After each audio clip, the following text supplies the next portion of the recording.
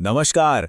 तीर्थ यात्राएं मतलब सेक्रेड जर्नीज हमेशा से ही आप जानते हैं रहस्य और श्रद्धा से भरी होती हैं।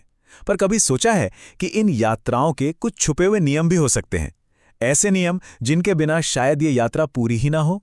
चलिए आज भारत के कुछ सबसे पवित्र तीर्थों के इन्हीं रहस्यों से पर्दा उठाते हैं। देखिए, हर तीर्थ यात्रा ना दिल से निकली एक बहुत गहरी इच्छा होती है, एक मन्नत की तरह। और जब ये मन्नत मांगी जाती है तो ब्रह्मांड कहता है तथास्तु, मतलब सो बी इट, ऐसा ही हो। पर यह तथास्तु तभी सच होता है जब यात्रा हर तरह से, हर नियम के साथ पूरी हो। और बस यहीं से वो बड़ा सवाल खड़ा होता है जिसके बारे में हम आज बात कर रहे हैं।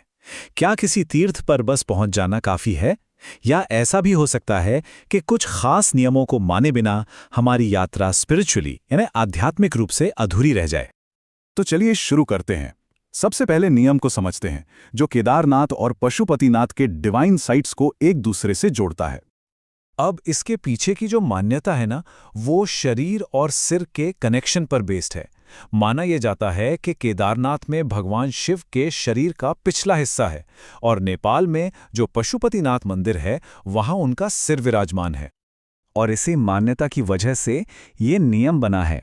इसीलिए कहते हैं कि केदारनाथ की यात्रा तभी पूरी मानी जाएगी जब तीर्थयात्री उससे पहले पशुपतिनाथ के दर्शन कर लें।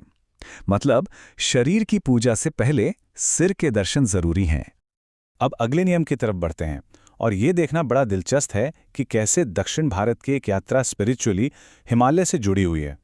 यहां बात हो रही है रामेश्वरम और गंगोत्री की, और इनका कनेक्शन जुड़ा है जल चढ़ाने के पवित्र नियम से। मान्यता यह है कि रामेश्वरम में ज्योतिर्लिंग पर जो जल चढ़ाया जाता है ना, वो अपने सबसे प्योर सोर्स यानी गंगोत्री से लाया जाना चाहिए। तो मतलब साफ है, ये नियम प्योरिटी और स्पिरिचुअल कंप्लीटनेस को दिखाता है। पूजा में सब कुछ कितना शुद्ध और पूरा होना चाहिए। सीधी सी बात है, ऑफरिंग वहीं से शुरू होती है जहां ओरिजिन है। चलिए अब एक और गहरे कनेक्शन को समझते हैं, इतना गहरा कि दो अलग अलग मंदिरों को एक ही ज्योतिर्लिंग के दो हिस्से माना जाता है। सोचिए जरा, ये कहानी जुड़ी है रावण से, जब वो कैलाश से शिवलिंग ले जा रहे थे।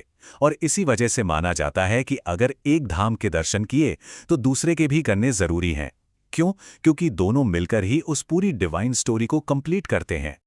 अच्छा, अब अपने आखिरी नियम पर आते हैं। यहां एक ही ज्योतिर्लिंग है, लेकिन वो नर्मदा नदी के किनारे दो अलग अलग मंदिरों में मैनिफेस्ट होता है, मतलब प्रकट होता है। और इसीलिए ट्रेडिशन ये कहता है कि यात्रा को पूरा करने के लिए ओंकारेश्वर के दर्शन के ठीक बाद ममलेश्वर के दर्शन करने ही करने हैं।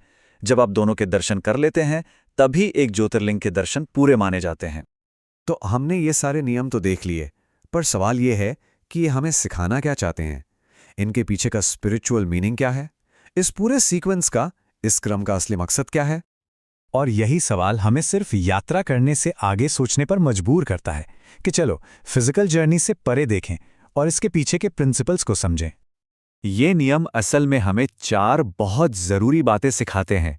धैर्य यानी पेशेंस, एक क्रम मतलब ऑर्डर, शुद्धता यानी प्योरिटी, और आखिर में पूर्ण समर्पण कंप्लीट सरेंडर। यही चार चीजें एक मामूली टूर को आत्मा की यात्रा, एक जर्नी फॉर द सोल में बदल देती हैं। ये एक लाइन तीर्थ यात्रा सिर्फ घूमना नहीं बल्कि आत्मा की यात्रा है, इन सभी नियमों के पीछे के मकसद को परफेक्टली समराइज करती है। बात डेस्टिनेशन की नहीं है, बात उस रास्ते की है जो हमारी आत्मा को ट्रांसफॉर्म कर देता है। तो जाते जाते बस एक सवाल जो हर कोई खुद से पूछ सकता है, जब हम इन पवित्र जगहों का नाम सुनते हैं, केदारनाथ, रामेश्वरम, ओंकारेश्वर, तो मन सबसे पहले किस धाम की ओर जाना चाहता है?